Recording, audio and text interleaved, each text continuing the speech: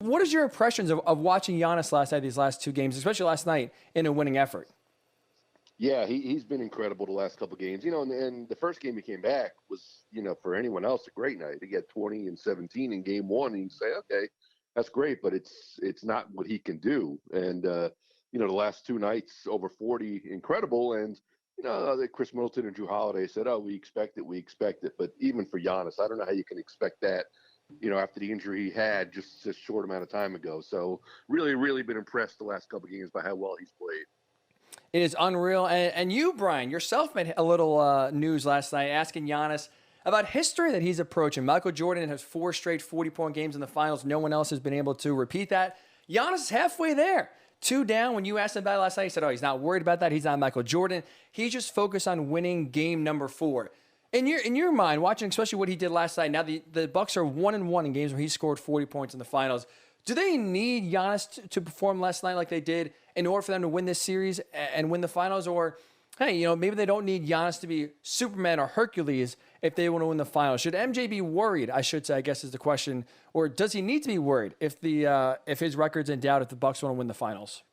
I'm sure in a perfect world the Bucks would say they don't need him to be quite that good. 40 and 12 is a lot to ask. 41 and 13, but I do think. Look, the only thing they know for sure they can get is Giannis. As good as Middleton and Holiday can be sometimes, they also have these nights where they're going to shoot 5 for 15, and they've done it a bunch of times in this playoffs.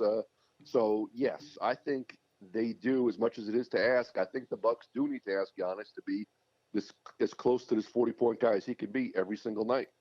I'm glad, Brian, we're talking to Brian Mahoney, Associated Press, NBA writer. I'm glad you brought up both Khris Middleton and Jrue Holiday because we started the show today. Look, praising Giannis, right? Incredible game last night, 40 points, helping to will the Bucks victory. But I kind of was looking at both Middleton and Holiday, an efficient game. You had Middleton score 15 in the first half, Holiday with 14 in the second half. Their complementary basketball and doing so in an efficient way, to me, was just as big or almost even bigger, if you will, than Giannis's 40-point night because we've seen him drop 42, have an all-time performance, and they lose by 10. Is Khris Middleton, Jrue Holiday in your mind? Well, Giannis is the best player on the team, right? There's no argument there. Are they the two most important players for the Bucks if they need to get 3 more wins here to win the finals? I mean, they're obviously playing, against a great backcourt, and if you're not going to match that, you got to, you can't be as bad as they were in game 2, and watch Chris Paul and Devin Booker sort of, dominate that matchup. Yes, the way they played last night. You got to be able to, Holiday hit some big shots in that third quarter when the game got close, hit a couple 3-pointers.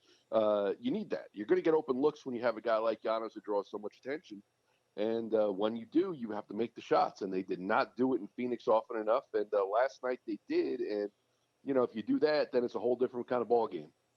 You're right. And that's been one of the biggest themes of the postseason, for you will, for the Bucks. It's just kind of, there isn't inconsistency, especially from the role players and Jrue Holiday and Khris Middleton. They haven't been as efficient and consistent as you would like so far for them. So what's your level of confidence watching basically the Bucks play as good as they possibly can last night in that Game 3 domination? What's your confidence level the Bucks can repeat that performance in Game number 4 and beyond? Well, I don't see a lot that the Suns can do to take Giannis away. There's not a great matchup for them right now. They've lost Dario Saric.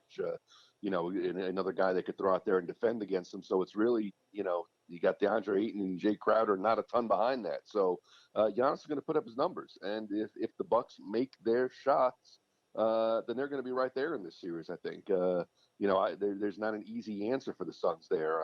Now, granted, I think the Suns stars will play a lot better in the next game. I don't think Devin Booker and Chris Paul are going to be, shoot as poorly or turn the ball over the way they did. But at the same time, the Bucks I don't think are going to be as bad as they were in those first couple of games the rest of the series.